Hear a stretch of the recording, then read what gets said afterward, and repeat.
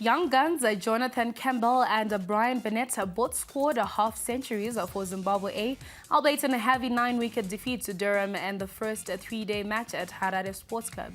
The visiting English county side proved too strong for Zimbabwe A, but Campbell and Bennett showed glimpses of their potential with fine knocks. Campbell made 72 in the first innings. Older Bennett had 5 as Zimbabwe A were bowled out for 195 and 171 respectively. Zimbabwe A will play Durham in the second three-day match, which starts on Saturday.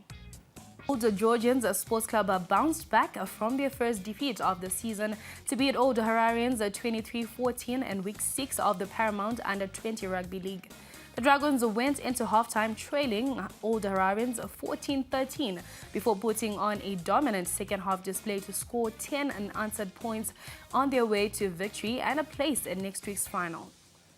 Waiting for Old Georgians in the final will be Pitbulls, who maintained their unbeaten run with a nail-biting 28-25 win over Harare Sports Club.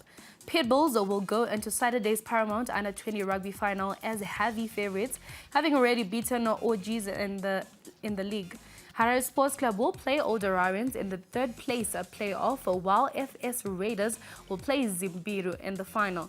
Harare Province Rugby Chairman Kudzai Zisengo says that the Under-20 League is just the beginning of a busy year for the province. So we not just focus on the Under-20s. We have our year split into 3. The first part of the year is Under-20s, which is running from January to March. From April all the way to August, we are going to be playing the seniors 15s, both the men and the women's. And then from September all the way to November, we are going to be playing the 7s rugby. So it's a full year of rugby. Meanwhile, Paramount Government says that they will continue their partnership with rugby in the country, with the organization spreading its sponsorship to other provinces outside of Harare. Reason being, we felt there's need for injection of investment at developmental level. So the beginning of this year proved a bit of a challenge with the fire that we had at our factory last year. But we've managed to put together some funds to continue our sponsorship.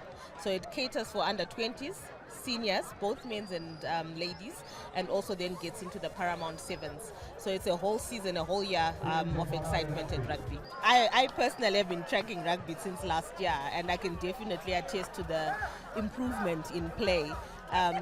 From last year, where we hosted the Olympic qualifiers, getting into what's taking place this year with the Bathurst Trophy being hosted in Zimbabwe. So you can definitely start to see the growth from provincial level to national and then possibly into regional. So we're definitely excited about the talent, a lot of growth and a lot of improvement.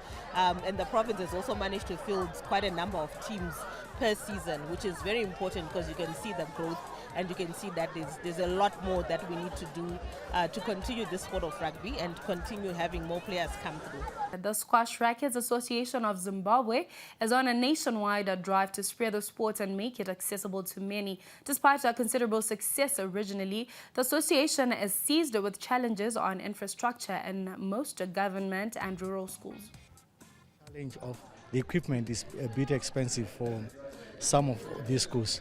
But on the overall, the numbers have been growing up.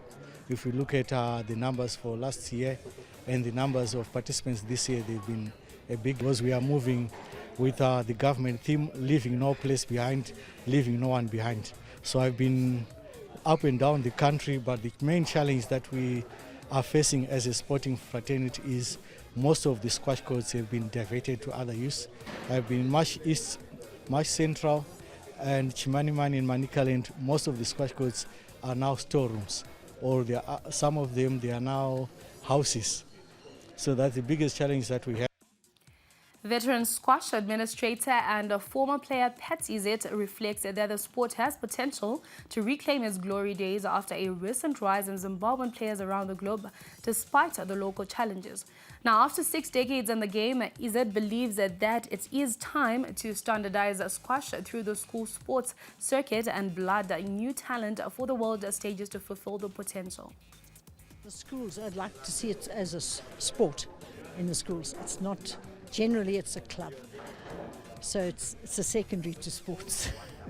And it would be great if it was a sport. It's going to be prelim rounds for Africa, because they're not going to take 2 or 3 people from every African country, because it would be too many.